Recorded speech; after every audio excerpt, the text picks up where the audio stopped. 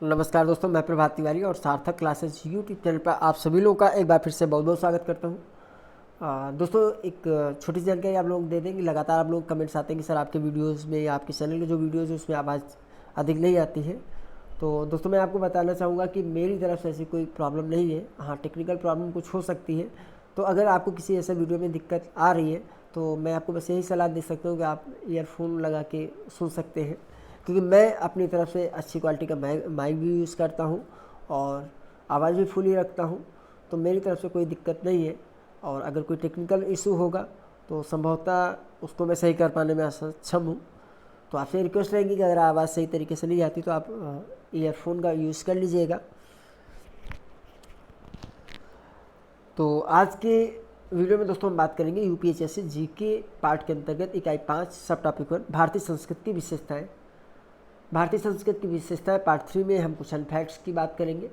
और देखिए, जो भारतीय संस्कृति की विशेषताओं से संबंधित जो फैक्ट्स कलेक्ट करने होते हैं ये काफ़ी एक जटिल प्रक्रिया होती है, क्योंकि इसके पीछे आपको जो पूरा भारत का इतिहास है उसका कहीं ना कहीं जो है अध्ययन करना पड़ता है और उनमें से फिर फैक्ट्स निकाले जाते हैं जो कि ऐसा लगता है कि आपके एग्जाम की दृष्टि से इंपॉर्टेंट हो सकते हैं।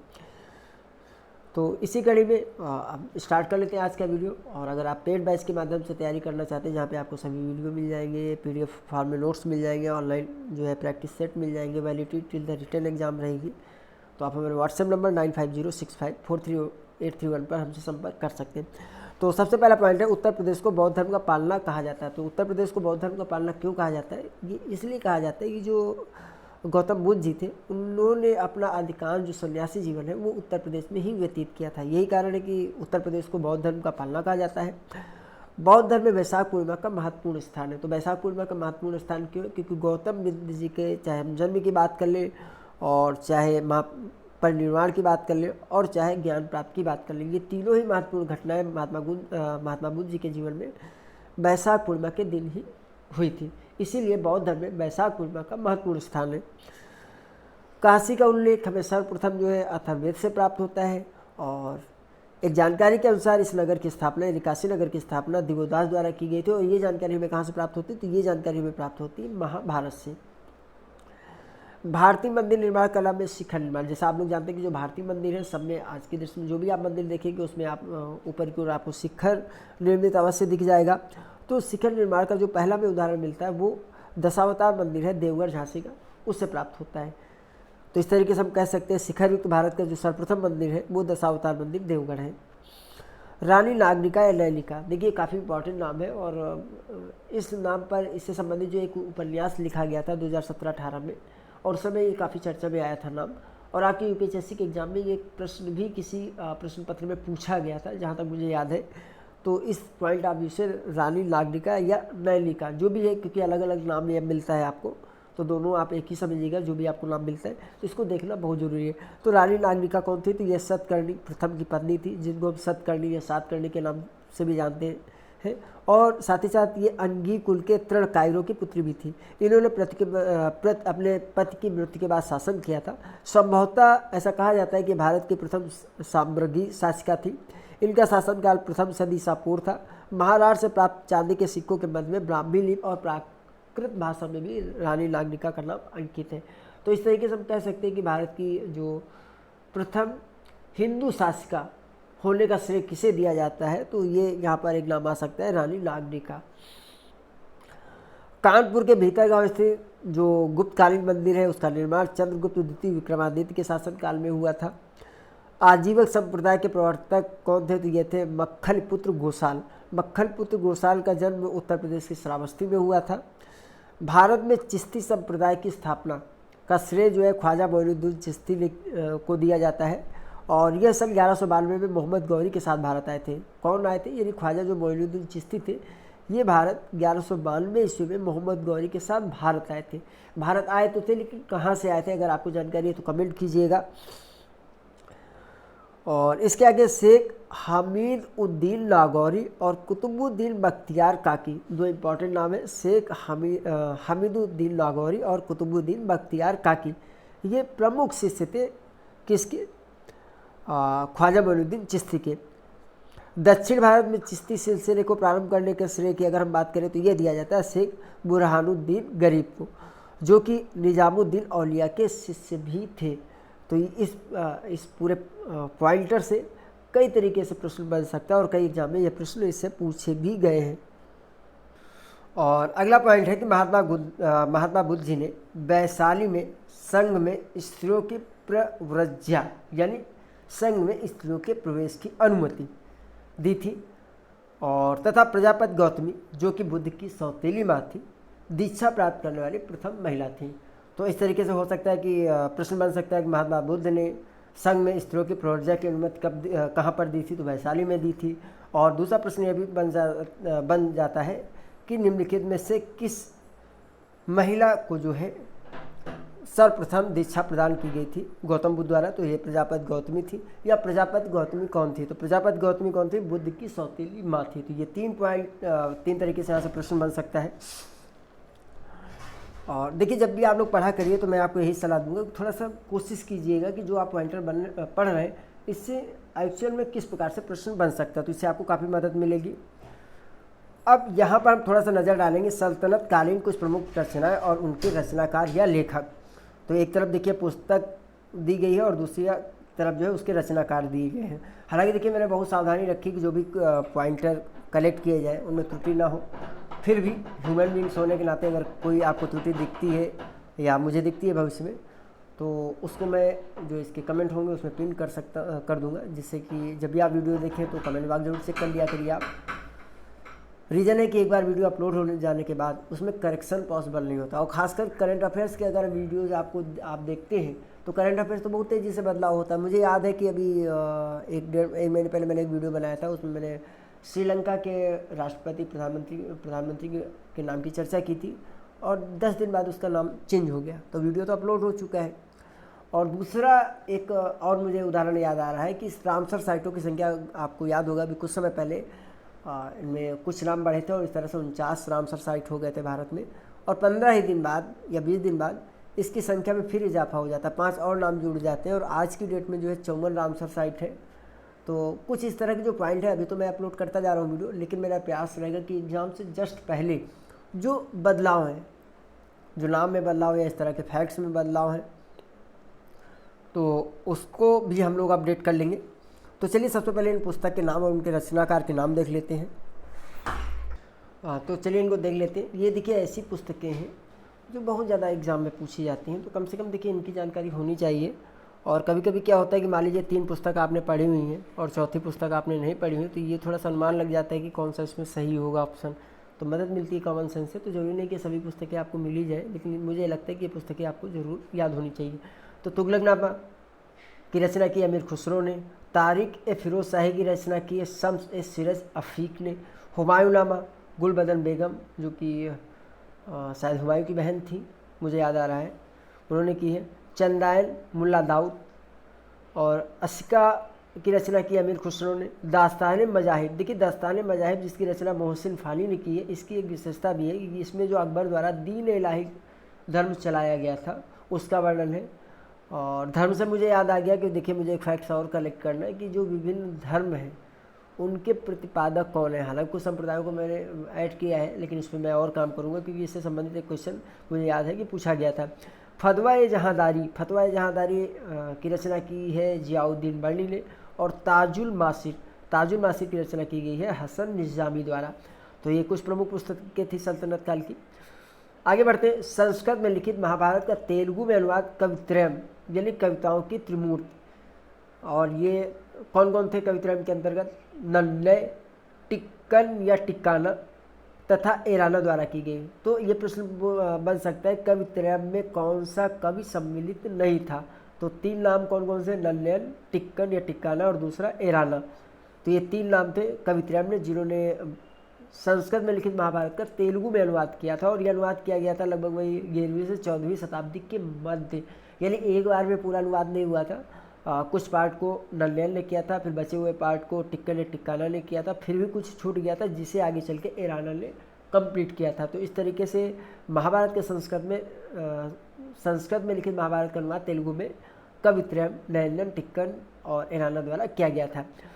देखिए आगे इसमें थोड़ी डिटेल भी दी है कि नन्नयन ने पूर्वी चालुक्य राजा नरेंद्र ये नाम थोड़ा टेढ़ा है। चालुक्य राजा नरेंद्र के अनुरोध पर महाभारत का तेलुगु में अनुवाद प्रारंभ किया था एवं प्रथम 2.5 अध्यायों का ही अनुवाद किया था नल्ले ने।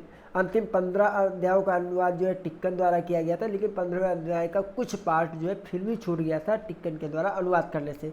शेष का बचे हुए भाग का अनुवाद फिर किया गया था ऐराना के द्वारा। संगीत यंत्र तबला का प्रचलन अमीर खुसरो द्वारा किया गया था। अमीर खुसरो सूफी संत शेख निजामुद्दीन औलिया के अनुयायी थे। पुष्ट मार्ग का प्रवर्तक महाप्रभु वल्लभाचार्य जी को माना जाता है। पुष्ट मार्ग शुद्ध द्वैत दर्शन पर आधारित है। अब शुद्ध द्वैत दर्शन क्या है?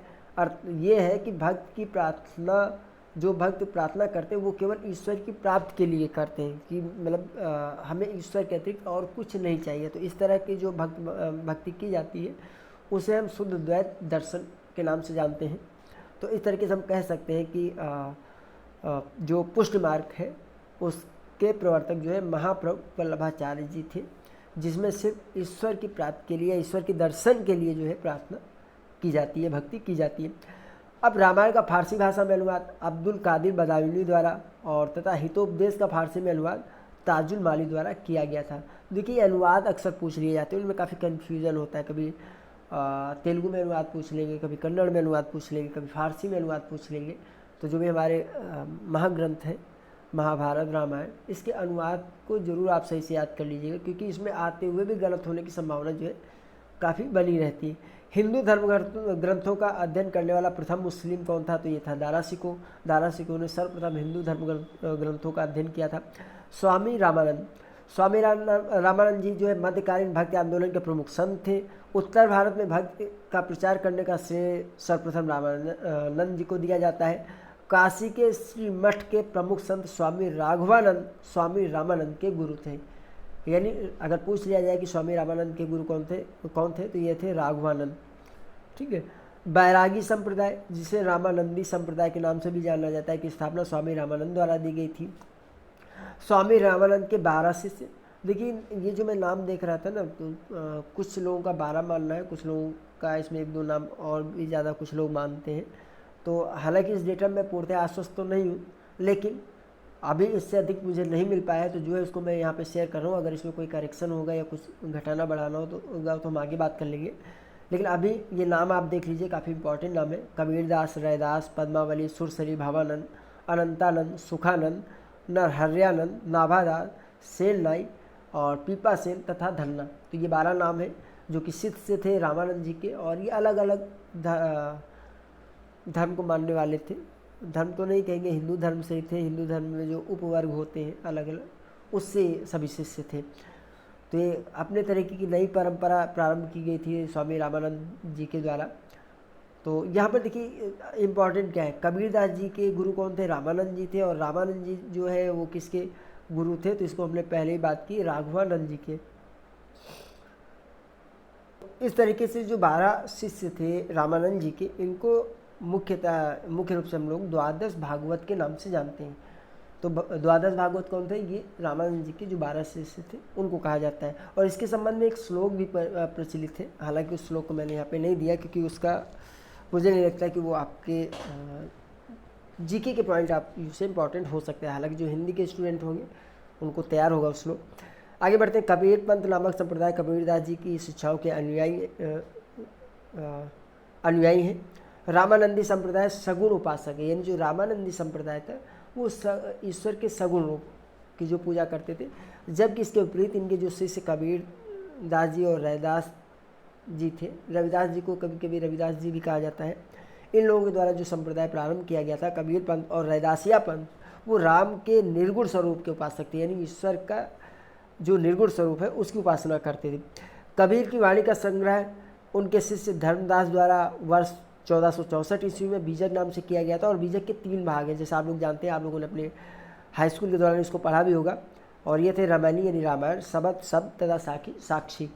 तो ये 3 है। रामायणी का मतलब क्या होता है? रामायण होता है। शबद का मतलब शब्द होता है, और साखी का मतलब साक्षी। तो बीजक के 3 भाग हैं, रामायणी, शबद और साखी। स्वामी रामानंद के 12 शिष्यों में कबीर, रैदास और पीपा सेन कवि थे। देखिए कहीं कहीं पीपा मिलता है, कहीं पर पीपा सील मिलता है, तो दोनों नाम मैंने यहाँ पे जिक्र कर दिया है। और जो 12 शिष्य उनमें 3 ये जो शिष्य थे, कबीरदास जी, रविदास या रैदास जी और पीपा या पीपा सील जी, ये तीनों जो है कवि थे। भारतीय शास्त्रीय नृत्य शैली के 4 प्रमुख तत्व हैं, और ये कौन कौन से? पहला है शास्त्र, दूसरा शिल्प कला, तीसरा लोक परंपरा और चौथा प्राचीन साहित्य। तो ये 4 प्रमुख तत्व हैं भारतीय शास्त्रीय नृत्य शैली के। भरतनाट्यम, जिसे आरंभ में सदिर, दासीअट्टम तथा तंजावुर नाट्यम नाम से जाना जाता था, सभी भारतीय शास्त्रीय नृत्यों में सबसे अधिक प्राचीन है। अब इसमें देखिए भरतनाट्यम में भा का तात्पर्य जो है भाव से है, रा का तात्पर्य राग से और ता का तात्पर्य ताल से है, यानी भाव राग ताल युक्त नाट्यम यानी नृत्य। इस तरीके से जो भरतनाट्यम है इसे हम पूर्ण तथा अर्थपूर्ण नृत्य की भी संज्ञा देते हैं। भरतनाट्यम की स्थिति में सुधार है चिन्नी आह, पोन्नी आह और वेडुवेलु तथा शिवनंदन द्वारा अथक प्रयास किया गया था। उपरोक्त चारों नामों को तंजौर चौकड़ी के नाम से जाना जाता है। तो यहाँ से भी एक प्रश्न बन सकता है कि तंजौर चौकड़ी नाम से चर्चित नृत्यकारों या सुधारकारों में निम्नलिखित में से कौन शामिल नहीं है? अगला मोहिनी अट्टम। देखिए मोहिनी अट्टम को ऐसा कहा जाता है कि एक जादूगरनी का नृत्य कहा जाता है मोहिनी अट्टम को। तो एक क्वेश्चन बन सकता है कि निम्नलिखित में किस भारतीय नृत्य को जादूगरनी के नृत्य के नाम से भी जाना जाता है? तो मोहिनी अट्टम को जाना जाता है, और मोहिनी अट्टम केरल का नृत्य है। तो मोहिनी अट्टम का पहला दृष्टांत हमें जो है 16वीं सदी ईस्वी में नारायण नंबूदरी द्वारा रचित व्यवहार माला माझा मंगलम से प्राप्त होता है। यानी व्यवहार माला माझा मंगलम, जिसकी रचना नारायण नंबूदरी द्वारा की गई थी, इसमें हमें मोहिनी अट्टम की जो पहली झलक देखने को मिलती है। और ये कब लिखा गया था? 16वीं शताब्दी में। ठीक है, मोहिनी अट्टम क्या है को जो है जादूगरनी का नृत्य भी कहा जाता है, और ये केरल का लोक नृत्य है। आगे बढ़ते हैं। कुचिपुड़ी नृत्य में दारू एक प्रकार की विशेष नृत्य व संगीत रचना है, जिसे प्रत्येक चरित्र के अनुसार अलग अलग तैयार किया जाता है। भारत में संगीत नाट्य अकादमी के अनुसार 8 प्रमुख शास्त्रीय नृत्य